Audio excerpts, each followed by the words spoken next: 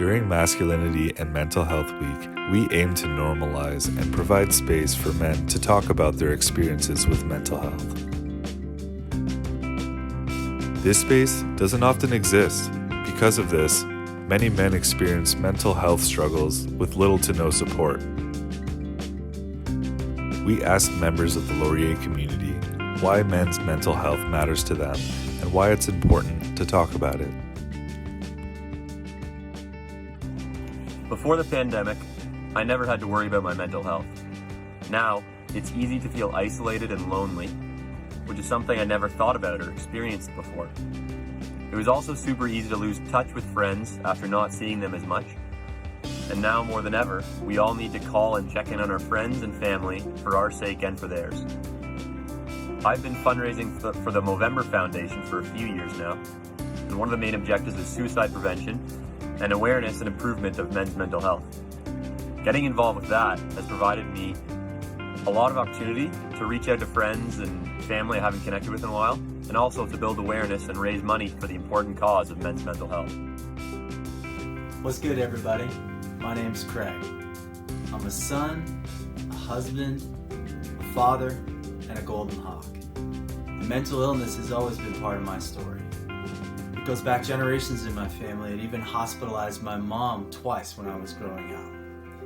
5 years ago, I started taking medication to manage my anxiety. I tried to stop a couple of years ago, but realized it was the support I was going to need for the rest of my life. If you're dealing with mental illness, or you know someone who is and you don't know how to help, I have two things that I want to leave you with. One, illness is not weakness. And two, there's always hope. Maybe you don't know where it is, maybe you lost it. If that's the case, talk to someone you trust. Ask for their help. You're not meant to do it alone. Start working on it together. There are people like me out there that are cheering for you. Hey y'all, my name is Adjei, and I'm the Male Allies Educator at the Sexual Assault Support Center of Waterloo region. When I think about masculinity and mental health, I think about the barriers we as men face when trying to access supports and services. I think about the ways in which society tells us that because we're men, we're not allowed to express our emotions. We're not allowed to show that we're struggling. And I think about the journey that I've been on in the last 10 years and the people and family and friends that have always been there to support me, to hold me, to give me a shoulder to cry on, and to allow me to express the full range of my emotions and the struggles that I've experienced. So I encourage you to seek support and access services. I think the situation is changing slowly, but I think there are still far too many young men who are not seeking counseling support when they need it.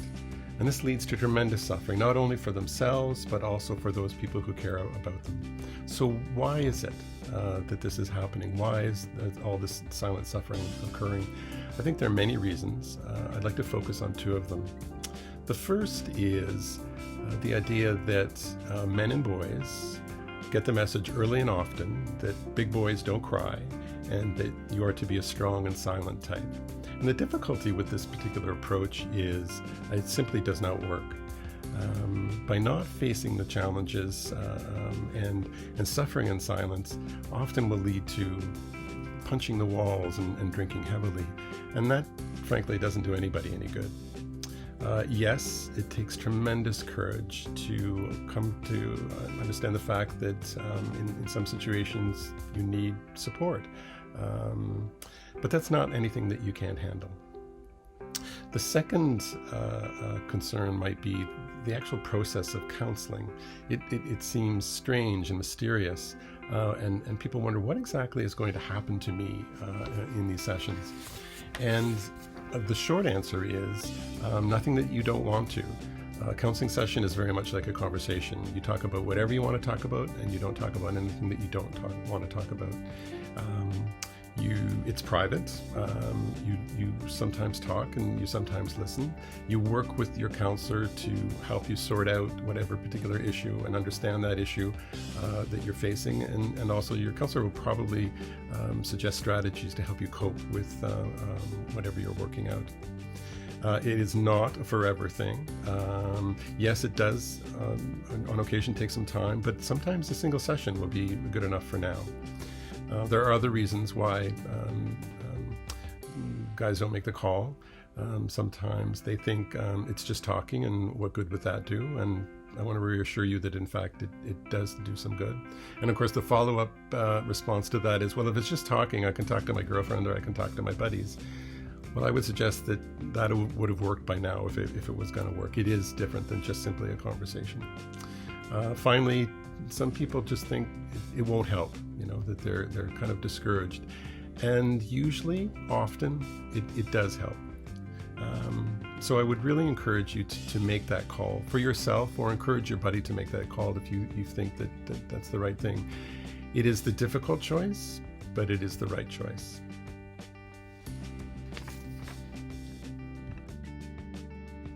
Hi, I'm Anthony Massi, and I'm the Director of Brantford Operations with the Students' Union at Laurier. When I think about my own mental health through the lens of masculinity, I try to remember a couple of simple things. Life can be very hard. It can be a very mean and nasty place and experience, and bad news seems to have the absolute worst timing.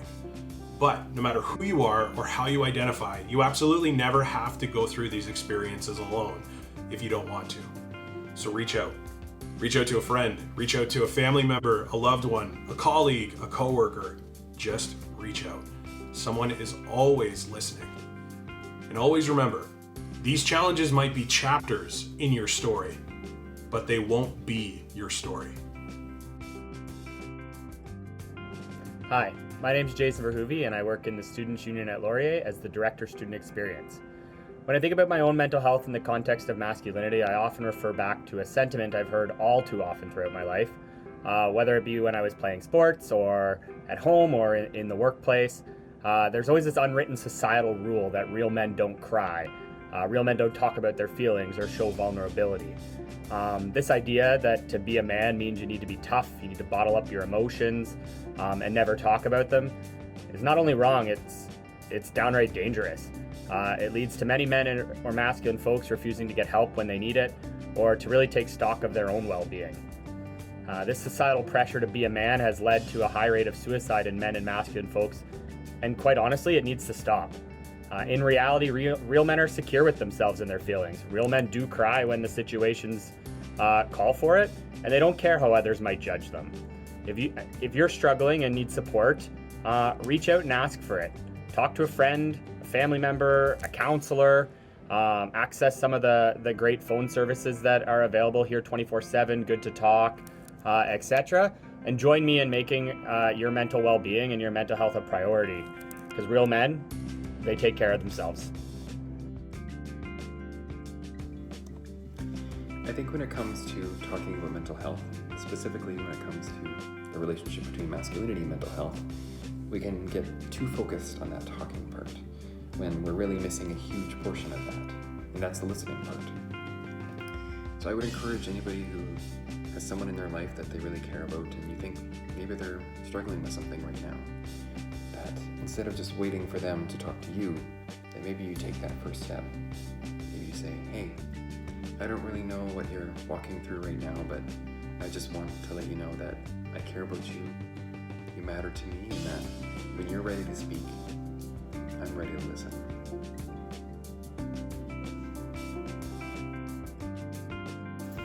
Hello, my name is Robert Sims. I am a social worker. I have been for over a decade. Because of that, I'm pretty intimately familiar with mental health and the way it impacts people. But I've also struggled with it myself. I've seen counselors throughout my life for a variety of issues. When my daughter was born, I actually struggled with PPD. I was irritable, angry, just had no energy, no motivation. And it really took my wife push me to see somebody for me to realize what it was and really to seek help for it. So reaching out for help is something that I think is useful for everybody. Hello, my name's Ryan. I think in dealing with my own mental health, and something that I've found to be effective for some other people as well, has been acknowledging what communities you're a part of, and really leaning on them for support. So the Laurier Community is awesome. You have a lot of friends, a lot of peers, and a lot of resources available to you to sort of begin the discussion. If you have a friend who expresses, that they're having challenges with their mental health, just remember that it's not on you to fix their problems. What they might be looking for is just someone to listen and share in a little bit of love. So that's my 2 cents. I hope that helps, and I hope you're all doing well. Thanks. Men's mental health matters. We deserve support.